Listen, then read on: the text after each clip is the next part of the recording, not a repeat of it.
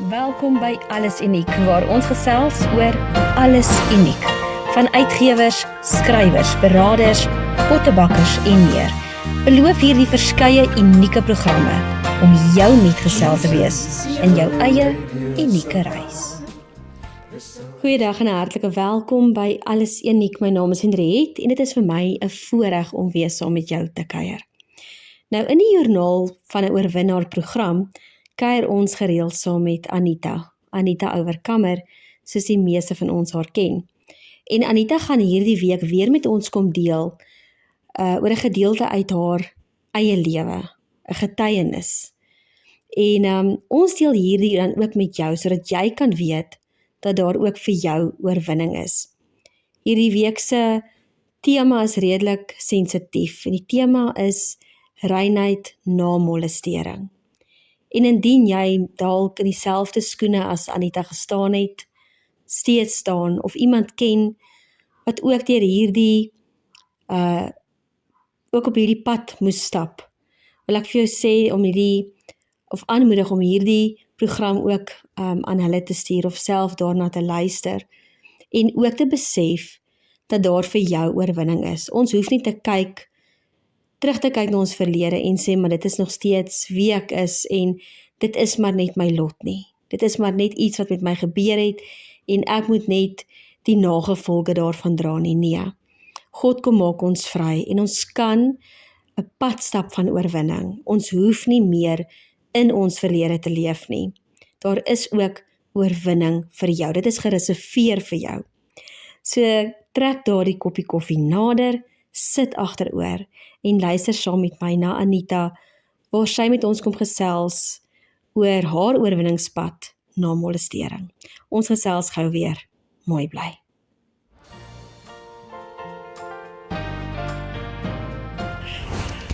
Goeiedag al die luisteraars van Alles Uniek. Dis alweer tyd vir nog 'n aflewering van Joernaal van 'n Oorwinnaar. My naam is Anita en dis lekker om hierdie keer met jou iets anders te deel uit my lewe uit. Een van my oorwinnings.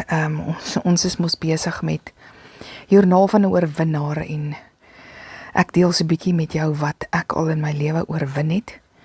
Met die hoop daarin dat dit as 'n getuienis sal dien en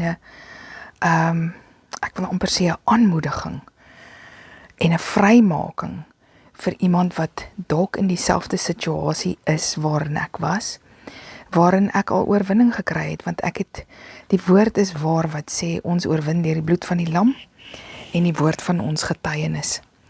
En in hierdie aflewering wil ek met jou 'n bietjie gesels oor iets wat ek wil amper sê dis 'n tema wat eintlik baie min gepraat word oor. My ouers is in hulle graf vandag en hulle het nooit geweet dat dit met my gebeur het nie. En dit is molestering. Ek het besef hoe nodig dit is dat ons moet praat en die Here daag my baie uit en om eg te wees. Want dit help nie ons sit 'n voetjie voor en maak asof ons weet ons het net smooth sailing gehad in hierdie lewe nie. Niemand kan met jou relate nie. Niemand kan hulle self met jou vereenselwig as ons nie praat oor die seer in ons lewens nie. Ek het dit gesien by 'n vrouekonferensie waar ek gepraat het en ek was 20 minute gegee om te praat oor iets wat ek oorwin het en ek vra vir Vader, daar's so baie goed wat U my gehelp het om te oorwin. Waaroor sal ek hierdie keer praat? En hy wys vir my spesifiek, praat oor die dag wat jy gemolesteer is en die stryd wat daarna gevolg het en die leuns wat jy moes oorwin het. En ek sal nooit vergeet nie, toe dit my beurt is om op te praat en ek kom op die verhoog en jy weet nou as jy mooi aangetrek, jou haartjies is mooi geblaas en jy lyk pragtig. Niemand wat daar gesit het kon glo dat uit my mond uit kom hierdie woorde van die dag toe ek gemolesteer is. En ek het vir hulle nou nie in detail vertel nie, ek het net die insident vertel, wat ek ook nou vir jou gaan deel.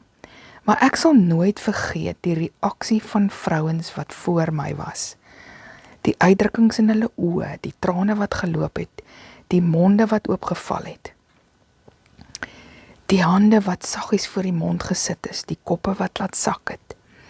En die trane wat gevloei het.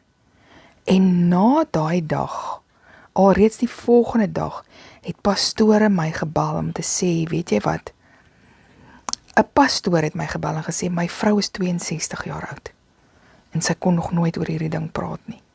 Dankie dat jy die moed gehad het om oor hierdie seer te praat, waarvoor soveel vrouens baie oud al geword het in hulle lewe en so duur betaal het. En daai pyn is net toegepak met klippe. Daar's net pleisters en pleisters en pleister op hom getrap. Hy bly in die donker. Nou as jy dink, in die ou jare, en dis presies wat die vyand met ons wil regkry. Hy wil die duister dinge wat hy aan ons doen, wat hy gebruik om ons om by ons te steel en te slag en te verwoes. Die duister, donker dinge, wil hy juis in die duister hou. Want as jy gaan dink, vroeër jare het ons, ek weet nie of julle nog kan onthou nie, mense het filmkameras gekry. En daai film moes glad nie in die son in die kamera ingesit word nie. En hy moet ook nie in die son uitgehaal word nie. Jy moet hom, en daai foto's is in 'n donker kamer ontwikkel. So, foto's, die negatiewe is ontwikkel in donkerte, in foto's. As jy nou die prentjie kan kry by my. Nou, dit is presies wat die vyand wil regkry. Wanneer kinders gemolesteer word, en ek is byvoorbeeld op die ouderdom van 6 vir die eerste keer gemolesteer, deur een van my pa se plaaswerkers. My pa, ons was almal in die stoor en ek was 'n skaduwee agter my pa, en daar was 'n werker wat my pa baie vertrou het en vir hom gesê het, kyk gou na ou Nootjie, en ek gaan net gou iets haal by die huis. En die huis is seker so 80 meter van die stoor af, en die spesifieke werker het besig geraak, maar een van die ander het my hand gevat en vir my agter die trekker laat staan, en ek gaan nou nie die detail gee nie, maar my gemolesteer.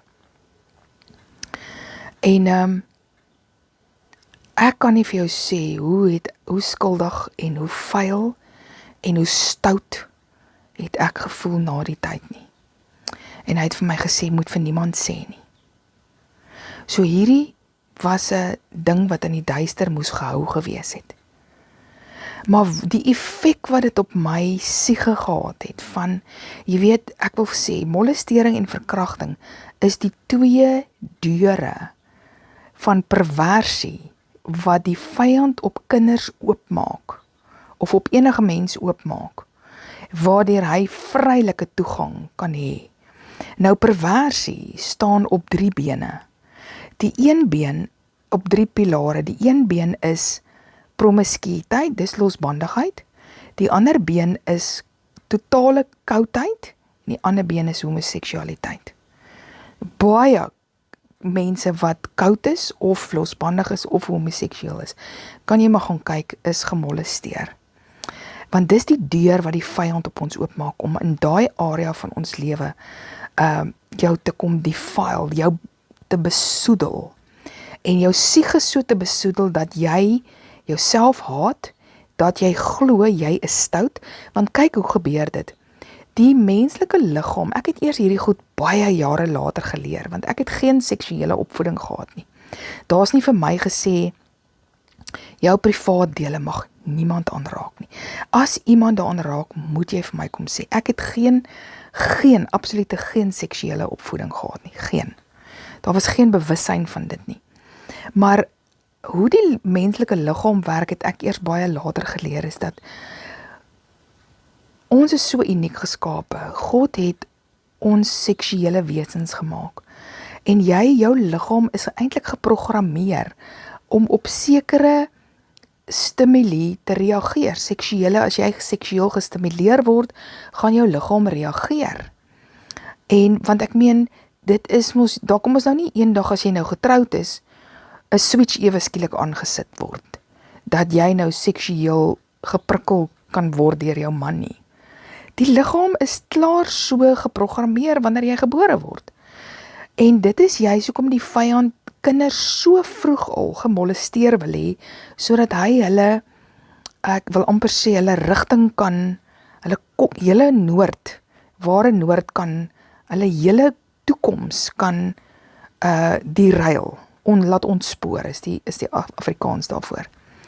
En hy het dit amper met my lewe reg gekry, want wat gebeur is, wanneer jou liggaam reageer, 'n kind weet nie dat hy geprogram, dat jou liggaam, dat dit normaal is, dat jou liggaam deur prikkeling gaan reageer nie.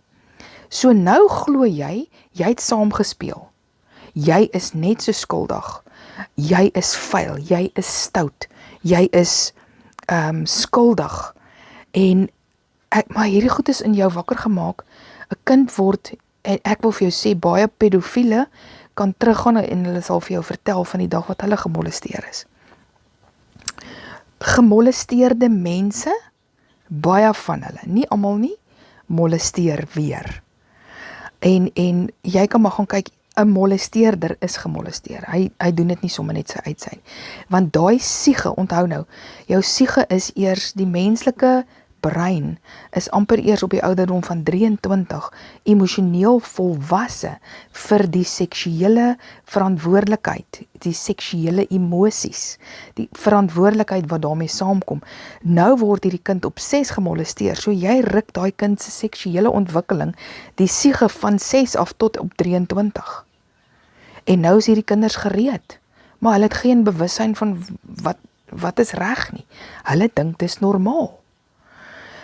En so, ek het groot geword met hierdie skaduwee oor my, dat ek stout is, dat ek vuil is, en ander seuns kon dit ook nog weer met my doen, tot op 13, tot ek dit besef het, maar dit is nie wat ek wil hê nie, ek soek dit nie. En so, wat gebeur met gemolesteerde kinders, is, jy leer dat jy nie 'n stem het nie. Want jou grense is kleintyd al platgetrap. Deur 'n volwassene, kinders kyk na volwassenes en dink, weet jy wat, almal is goed en almal sal my beskerm. Maar volwassenes doen nie, hulle is party siek. En hulle lewer jou uit aan die vyand. En jy word groot met hierdie, jy het geen boundaries nie. Want jy glo, jy het nie 'n sê nie. Dit is nou maar hoe dit is, jy is net goed vir een ding. En wanneer seuns aandag gee aan jou, dan dink jy, that's the way. Dis nou maar al wat jy het om te offer is jou liggaam. Ek weet, ek praat nou baie detail en baie diep goed, maar ek praat met vrouens wat daar buite sit, wat so 'n verwronge identiteit het oor hulle self. Omdat hulle nie weet dat it wasn't your fault. It wasn't your fault. En die dag toe ek besef, hoorie, dit was nie my fout nie, ek het nie gevra daarvoor nie. Toe kon ek begin om myself te vergewe, vir al die leuns wat ek oor myself geglo het. Ek kon die oortreders vergewe, en ek kon vergifnis aanvaar by Vader God, en besef, het was nooit sy plan vir my nie. En toe ek die vyand se plan verstaan, en ek verstaan wat hy alles gebruik om kinders te ontspoor, om jou van jou roeping af weg te hou, hierdie is een van die goed, en ek moes leer dat ek, die dag toe ek vergifnis aanvaar, ek het eers op 33, toe ek in Bybelskool en 'n beradingsskool sit, en ons praat oor molestering, het ek eers geleer, wat is molestering? Toe besef ek eers, ek is gemolesteer.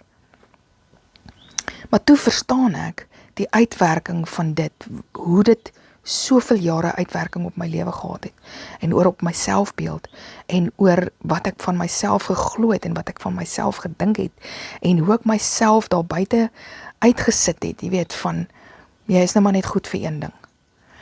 En so ek hoop daar ergens is 'n vrouehart wat met 'n geheim rondloop, met 'n skaduwee wat oor jou hang van, jy glo jy's net goed vir een ding, jy is nou maar net pervers, jy is nou maar net goed vir een ding, of jy's baie koud, of jy's verward in jou seksuele identiteit. Mag ons vir mekaar waarhede gee, mag ons die geheime van die vyand, wat hy bedoel het om in die donker te wees, om nog negatiewe te maak, om nog foto's te maak, om nog jare van jou lewe te steel, mag dit regtig hierdie vir jou tot by 'n punt bring van, it wasn't your fault. Jy is nie vuil nie, jy is nie, kom na God toe, hy was ons skoon, Jesus was ons skoon met sy bloed, van elke defilement van die vyand. En hy sit ons weer op 'n nuwe wentelbaan, om die roeping wat hy vir ons het, uit te kan leef, gesond, gelukkig, vergewe, vry. So dis my gebed, dat hierdie ook vir jou iets beteken, en miskien moet jy dit vir 'n vriendin aanstuur. Ja, so mag dit regtig vryheid bring, vir elkeen wat vandag nog met 'n geheim rondloop. Dankie dat jy saam geluister het, en baie seëninge en blessings, en totsiens tot volgende keer.